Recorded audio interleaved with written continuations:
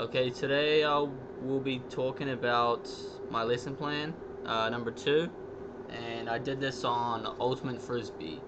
So, start off, teachers, me, Colin Konaga. Instructional model I was using was teaching games for understanding, and like I said, the lesson content, Ultimate Frisbee, and that includes throwing, catching, offense, and defense. The learning objectives will be students will utilize previously learned techniques, rules, and skills necessary for Ultimate Frisbee in a sequence of different activities that involve offense, defense, throwing, and catching drills, which will lead the students to be able to play a game of Ultimate Frisbee. The assessment measuring learning objectives, students will be assessed by performing each of the roles involved in the activity, and if none done incorrectly, then they will be asked to demonstrate the correct way to do the activity so they understand how to perform in the full game. And so the standards I picked were standard 1.1 of grade 6, combined motor skills to play a lead up or modified game. Standard 2.3, analyzing correct errors and movement patterns. And standard 5.3, identify and define the role of each participant in a cooperative physical activity.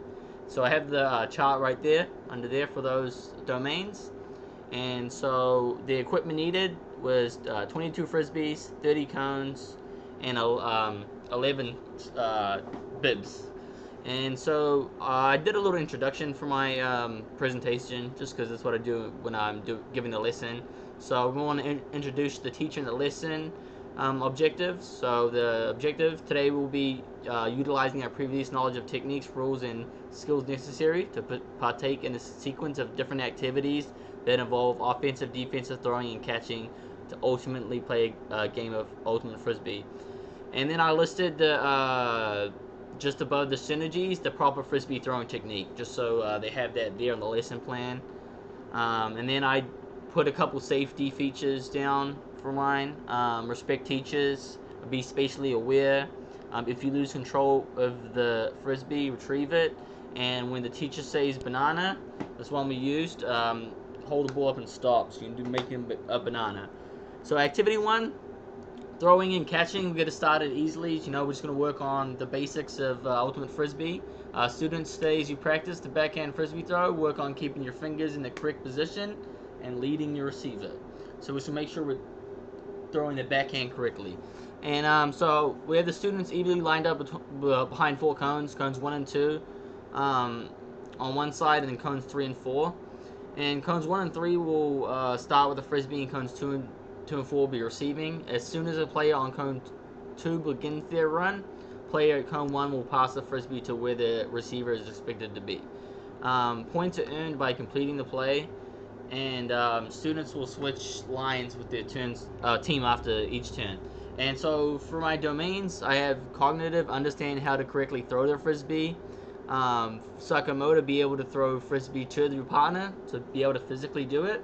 And then the effective would be cooperate successfully and use positive feedback between one another. And then for my measured objectives, we'll be assessing through observation, and then we'll also be assessing through discussion, so pre and post discussions of each activity. And so for the post discussion of activity 1, I have questions like, how do we throw a Frisbee to a partner if they're close to us or far from us, and how do we catch the Frisbee correctly? So we want to have a chance of everyone in the class to have an opportunity to answer these questions, and then we move on to the next activity. And then so activity 2, we have offensive and defense. So we'll send the students back to original cones on the play. Send students back to original place on cones, but a third cone will be added to the previous activity so that it's 3 feet apart from the second cone. And as soon as a player on the second cone begins their run, player cone 1 will throw the Frisbee to where it's expected to be, and then the player on the third cone, the defender, will count aloud for 2 seconds before leaving the cone and intercept the pass. And points are earned by completing the play or intercepting the pass, and students switch lines with their teams after each turn. So this is just focusing on offense and defensive strategies. So that's what I put as cognitive, understanding offensive and defensive tasks. And then psychomotor, being able to catch or intercept the Frisbee.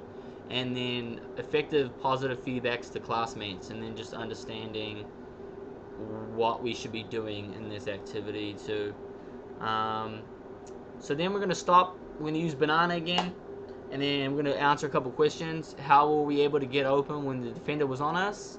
What would the thrower need to be able to do in order to complete the pass? And what does the defender need to be watching for? What skills are being used? So I'm going to ask the kids these questions. This is how I have my assessment. It's more of an open assessment during class, and it will help me see where they're at during my lesson. This brings me to my third activity. After we've done offensive and defensive strategies, we're going to play a mini game. So we're going to split the students into two teams, giving one team the bibs to wear, and we're going to use the whole court.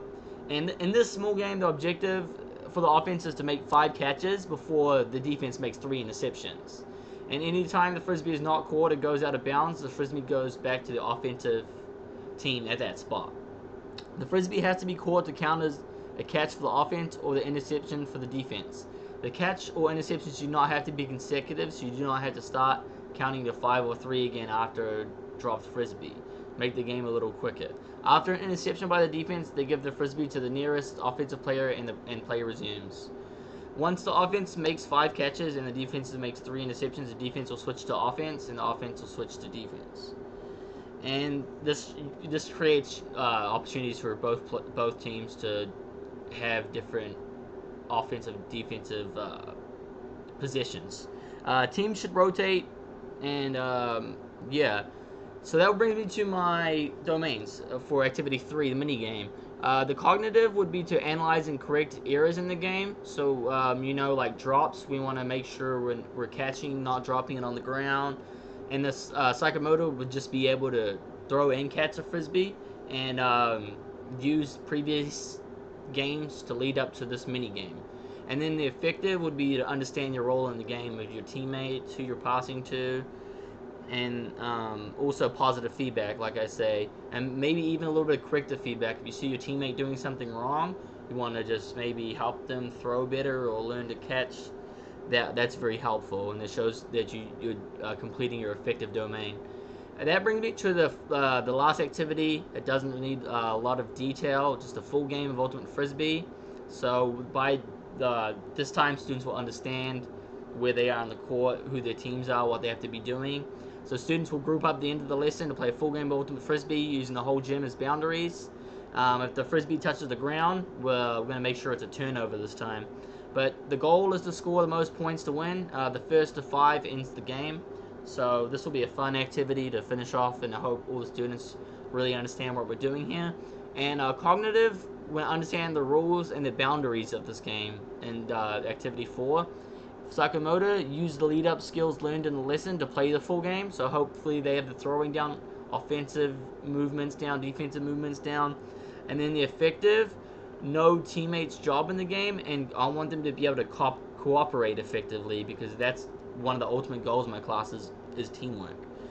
Questions and answers. So we're going to stop again. We're going to have some questions and answers after this activity. And questions will be, what are previously learned techniques, rules, and skills necessary for Ultimate Frisbee? What are the key aspects to focus on as a thrower? As a receiver, is it easier to catch with or without a defender?